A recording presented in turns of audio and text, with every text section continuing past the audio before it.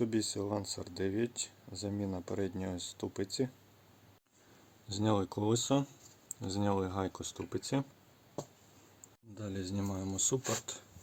Тут ще бачимо, у нас є датчик АБС, але ми його відсюди витягати не будемо. Ми відключимо цей роз'єм. Знаходиться він тут у нас під підкрилком, тож доведеться зняти ще підкрилок. Так, відключили провод АБС. Ось він. Далі знімаємо рульовий наконечник, знімаємо ці, відкручуємо два болти і також знімаємо шарову кульову опору знімаємо.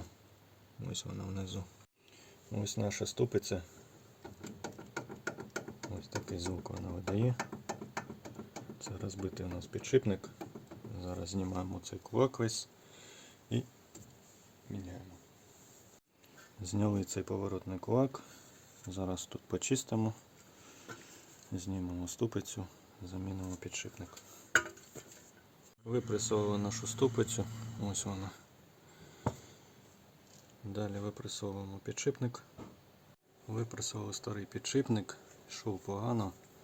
Ось він тут поржавів, тому його трошки підклинило. Ну, нічого, витягли. Витратили час. Ми зараз все вичистимо і будемо встановлювати новий. Посадкове місце під підшипник вичистили, вимили.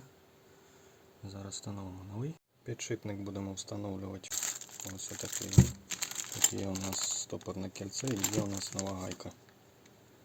Запресували новий підшипник, зараз пресуємо ступицю. Запресували ступицю, зібрали все на місце, ставимо колесо.